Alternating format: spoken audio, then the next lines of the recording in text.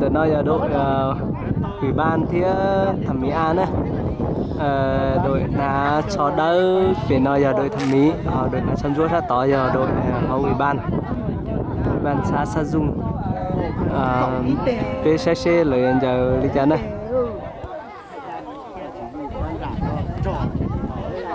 Đội thẩm mỹ an nó lỡ cu này còn giờ thấy trận của ta thế giờ chỉ ta chỉ nó lỡ hiện giờ đòi đội ủy ban thế chỉ biết sẽ là hiện giờ hai bộ đi chợ.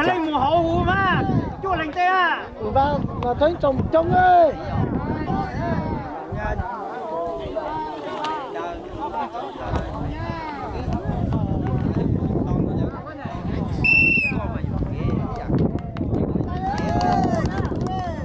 khá giả đây mà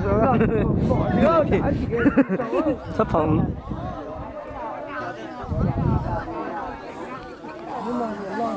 nhìn như mày chỉ幫人播人咧，邊就咁。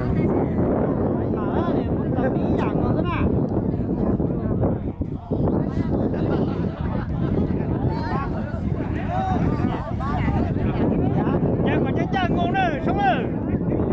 Chẳng có chân chân ngon rồi. Cái đó lẩu có bà đó. Mà chỉ là trong bao tàu á, nhớ rồi à. Phải đi cục kia. Có su su nó thế mà. Cái đó nó vật tâm. Có một thằng nó thấy qua. ít bộ phao nè. Long ơi, cho khăn trống thỏi. Lên tiếp vào. Ôi dồi. Nhưng gì nó giống như mà trồng thì hết giò mà.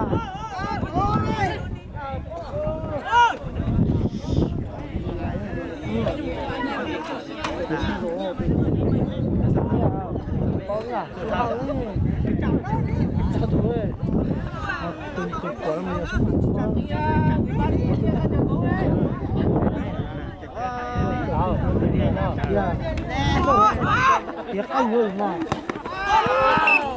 Lên bật lên. Nhiên. Nhưng mà rồi chúng con thì có đứa lúc đó nó nhìn cắt bởi nó dùng một thà nữa.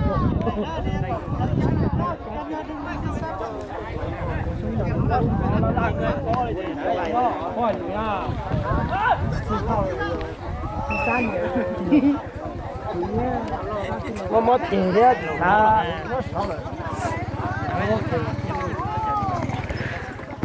Vô.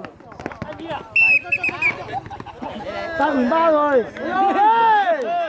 Rồi nó mà nhét xuống như vòng xưa. Cái này ủy ban mà đã con chơi quá.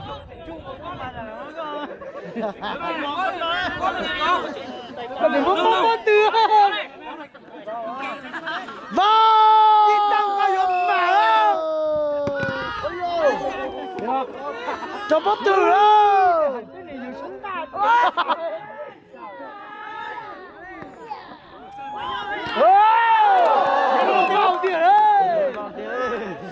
Thôi không phải City mà.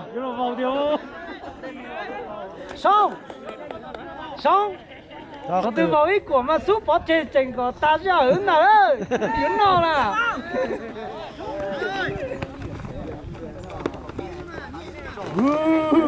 Con tụi này giảm đến nó to tiền mà.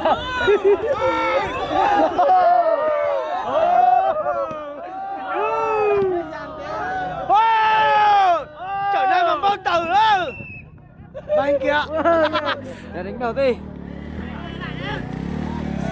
Thì giảm thế bên trời. Nên đọc bó nào nào. Nó. Nhảy chơi nữa. Chuyện là mà cái lúc rồi đó mà có thể chỉ chui chỉ ba tổ tư nữa.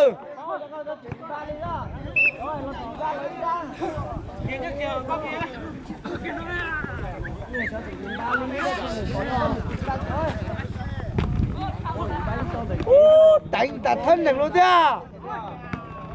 Anh ấy cứ làm này to à. Đánh sát là đẩy người anh. Người cán bù này là như thế à? thì không đẩy đâu, không thả đâu nó mà. Wow, đẩy bóng rồi nhá. Cái tí kìa đó. Cái tí kìa đó. Cái tí kìa. Một điều.